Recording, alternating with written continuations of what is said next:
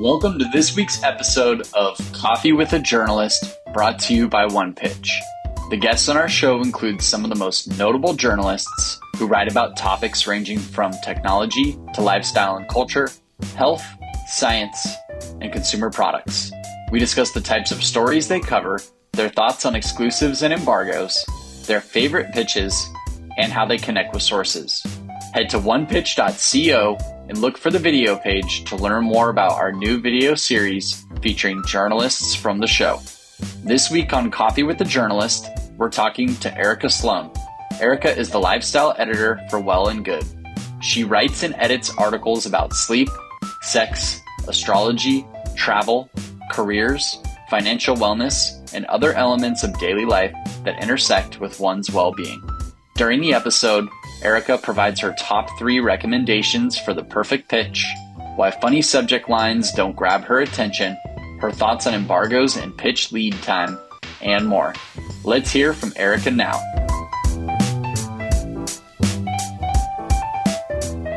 Welcome, everyone. This is Coffee with a Journalist. I'm Beck Bamberger, and today with us, live from Brooklyn, Erica Sloan. She's the lifestyle editor at Well+Good. If you are not familiar with Well+Good, we will talk about it extensively here.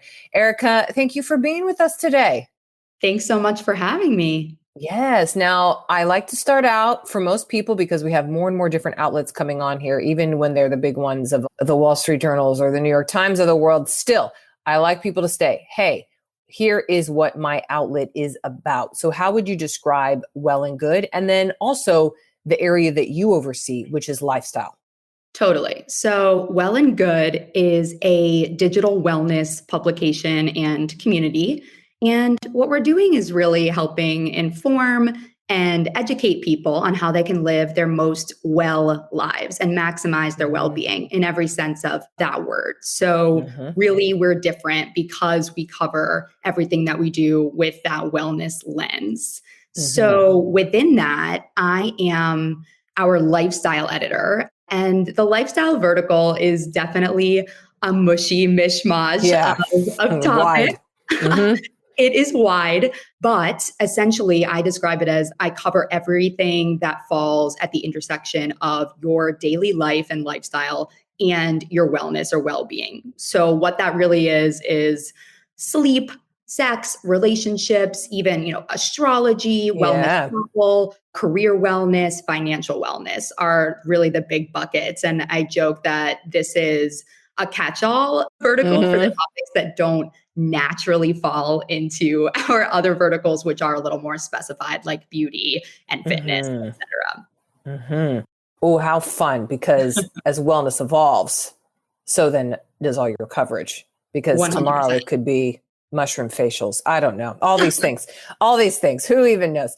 Okay, Erica, your inbox, how is it in there? It is a little wild. I would say that I fall somewhere in between the 50,000 plus unread craziness, which would totally send me spiraling, and an inbox 0, which is really what I aspire to, but never have. I would say I get around 250 to 300 emails a day. And the vast majority of those are from publicists. Yeah. So currently, you got anything? I have 209 in there, but this is because I did not clear this out last night or this morning. So that's my current number is 209. Got it. So it sounds like you don't hit the magical 0, but how do you then manage these? Do you file? Do you flag? What do you do?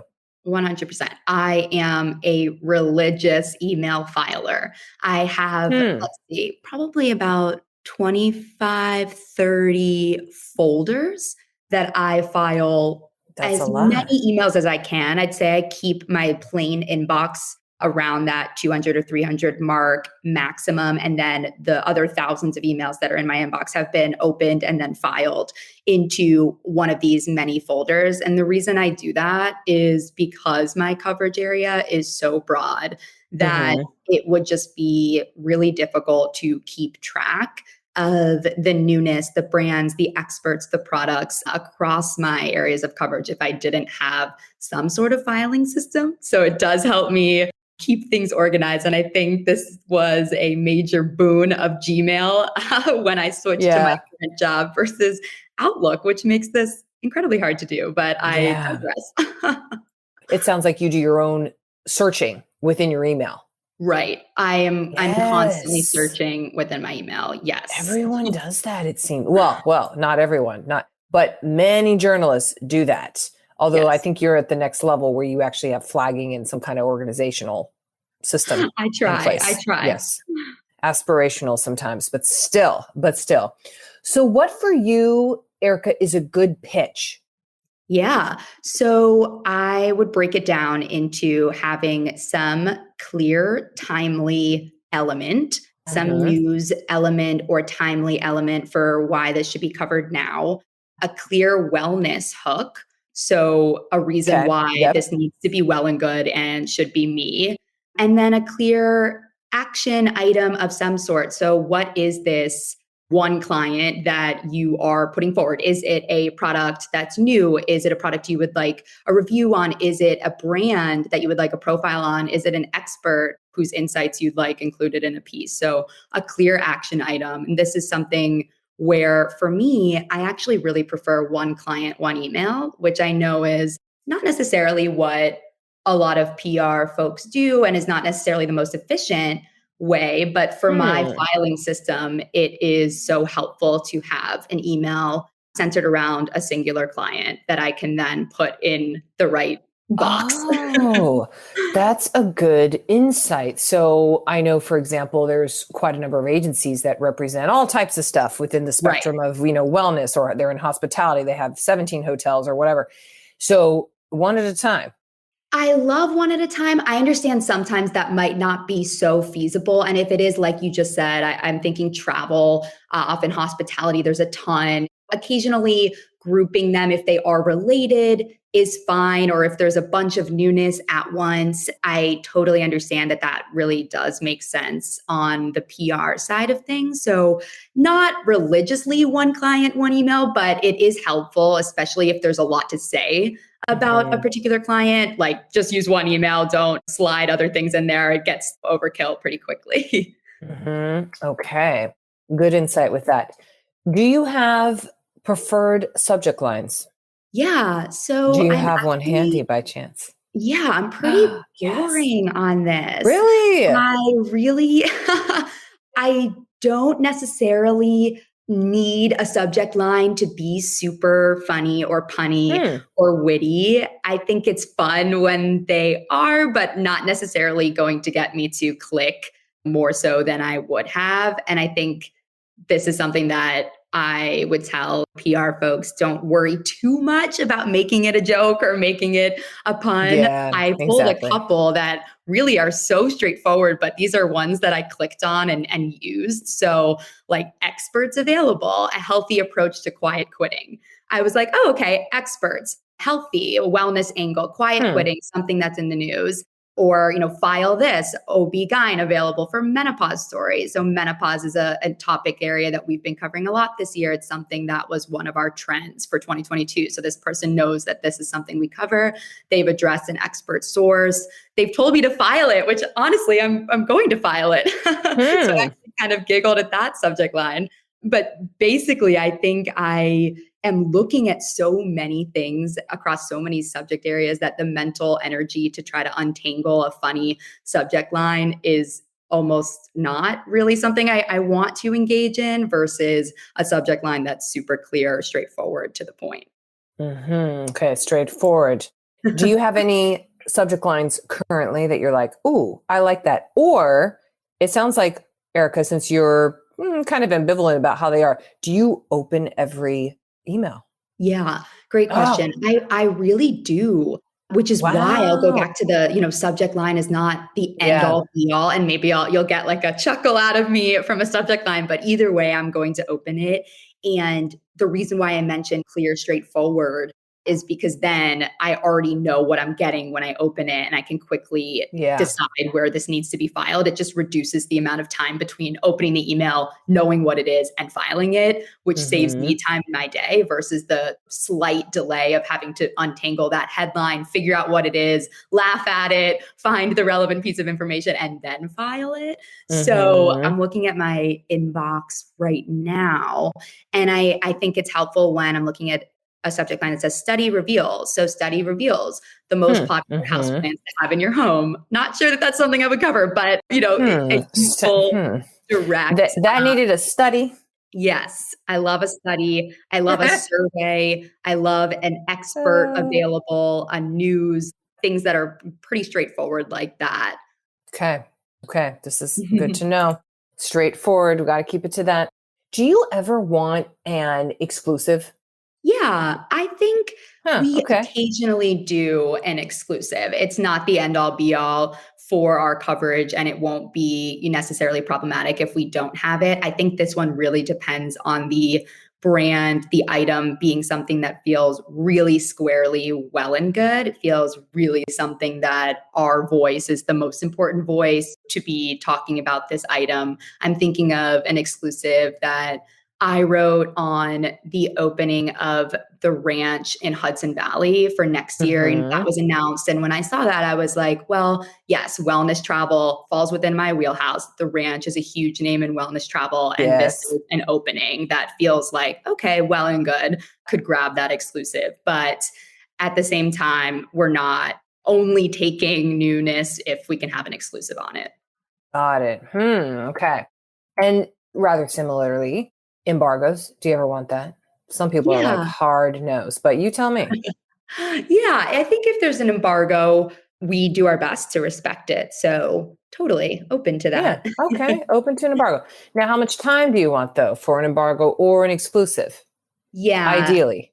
Another thing that varies. I would say my average would be around, I'd say comfortably a week ahead of time so that we can adjust our editorial calendar. I can speak to any relevant experts. Usually a week allows enough time for that, maybe 2 weeks if it's a busy time and that, amount of time is available for that. But lead time definitely varies. And sometimes I'm writing something as quickly as that day or the next day. And sometimes I am going back to it several weeks or even months later. Okay. Months later. Good to know for everybody. Today's interview will continue after this brief message brought to you by OnePitch. Are you curious to see the unique ways OnePitch helps PR professionals and marketers pitch journalists? Head to onepitch.co to learn about our new OnePitch score and see how easy it is to find the right journalist to pitch your news to. Sign up for your free account today. Now, back to today's episode.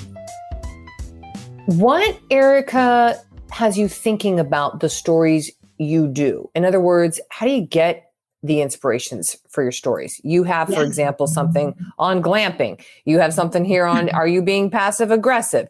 Are you have the people's snooze button things? Like the range is wide. So is there way to work to get your stories or dream them up? Or are you using pitches to guide it? What's kind of the thoughts?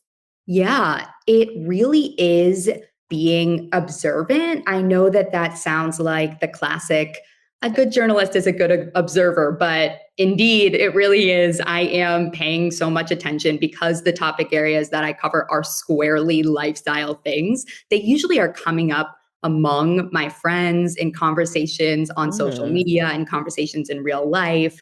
I'm seeing it in the news. A lot of what we do at Well+Good is a day 2 or day 3 take, which just means we're aware of and following the news, but we're not necessarily breaking the news. We are looking at what is our wellness spin on a news topic that's happening right now. An example of this is I worked on a piece about like the psychological impact of being displaced from your home during a hurricane.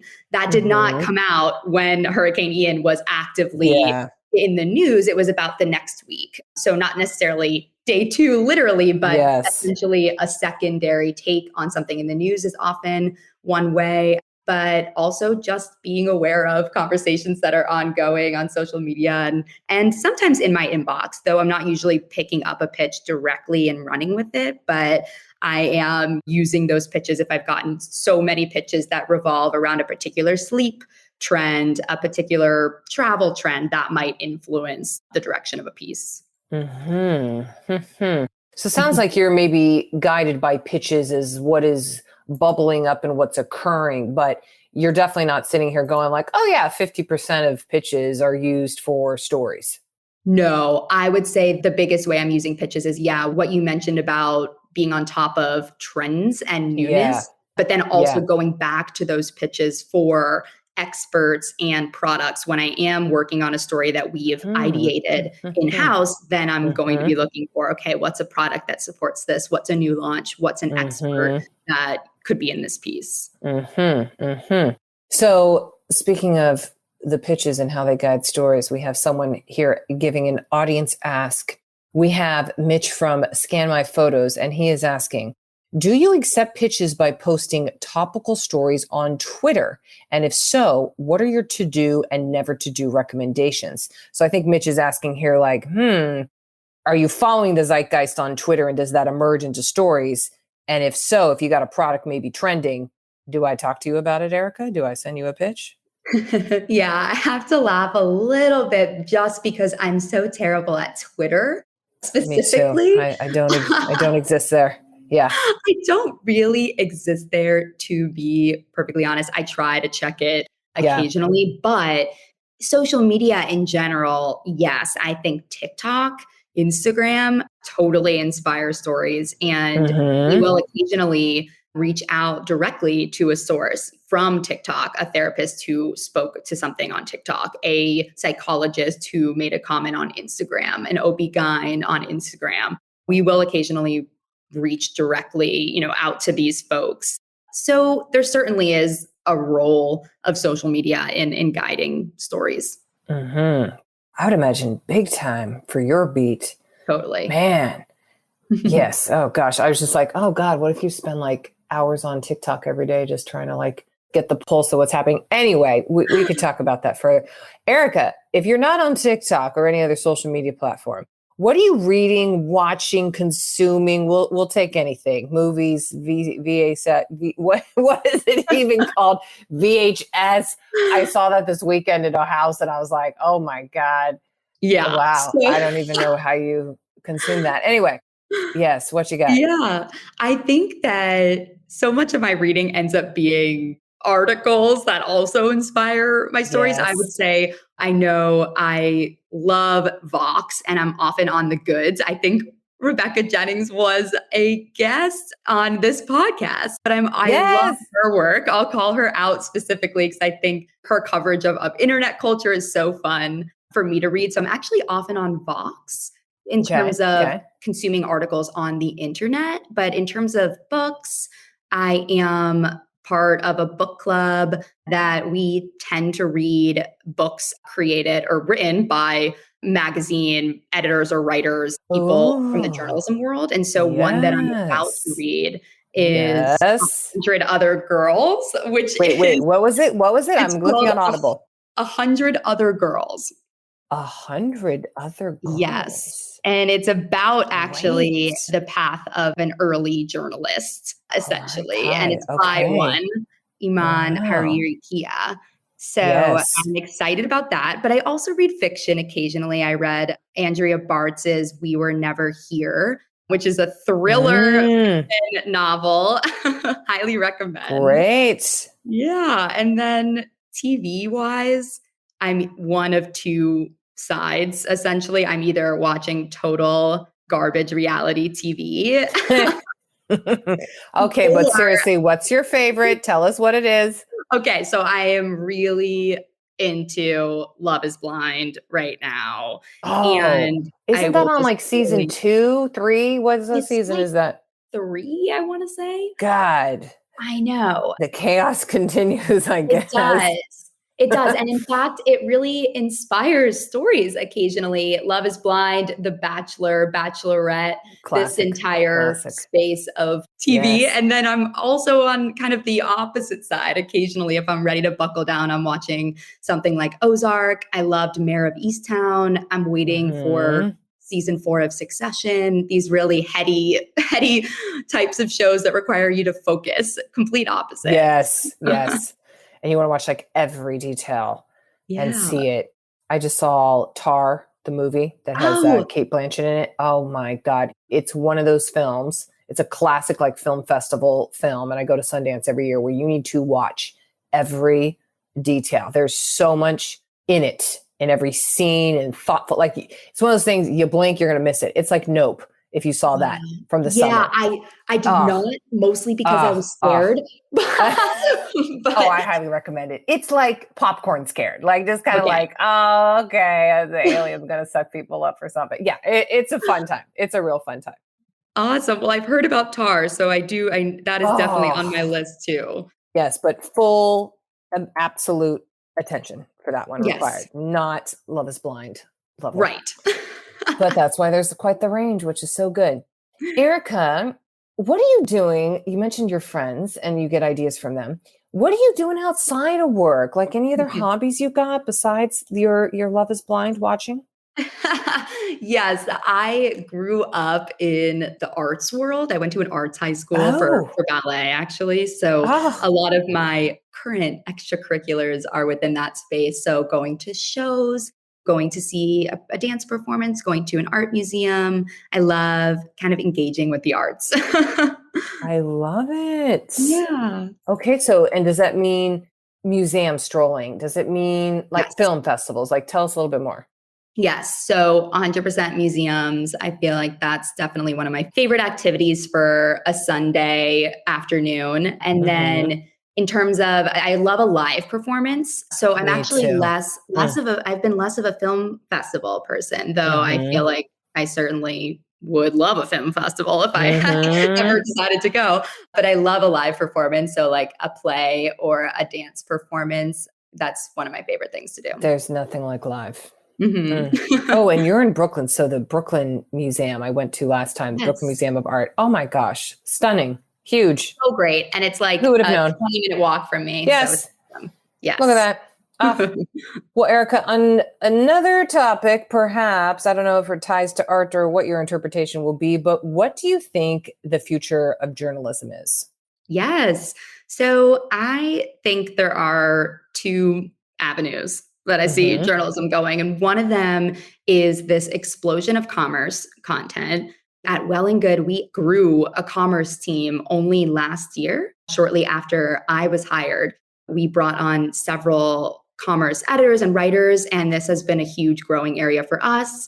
So I think that commerce and shopping is evolving to be a very viable sector of quote unquote real journalism, whereas it was once partly dismissed as a side thing. I think that's really growing. And I think within that same vein, SEO and the focus on creating content that really is what people are searching for and what people want to click right now, I think is exploding. But at the same time, on the flip side, with the fall of magazines, which has been personally so troubling to me. I got my start in magazines. I love print journalism. With these basically continued collapse of magazines, I think that we are also really seeing digital sites, digitally native brands pop up with these awesome digital issues, digital cover stories, the kind of long form journalism that does blend months of deep reporting with personal voice and narrative, the kind of thing that was perhaps once reserved for the magazine reader, and that same level of depth and breadth being applied to digital journalism, which is exciting for me. Ever evolving, ever evolving. Yeah. Well, Erica, thank you for being here today, live from your Brooklyn place, 20-minute walk from the fabulous Brooklyn Art Museum. Highly recommend. And Thank I'm glad you so to hear much. You open every pitch. What a good thing to hear. I really make do. it timely. I promise. But make it timely. Excellent. Yes. Well, thank you so much, Erica. It's been a joy having you here. Have a good rest of November, because it just turned to November in this recording. Hooray. Yes. Fall in New York. I love it. Yes. Thank you so much. You're welcome. Thanks for listening to this week's episode of Coffee with the Journalist featuring Erica Sloan from Well+Good. To learn more about the latest tools on OnePitch and to subscribe to our weekly podcast newsletter, head to our website at onepitch.co. We'll see you all next week with even more insights about the journalists you want to learn more about. Until then, start great stories.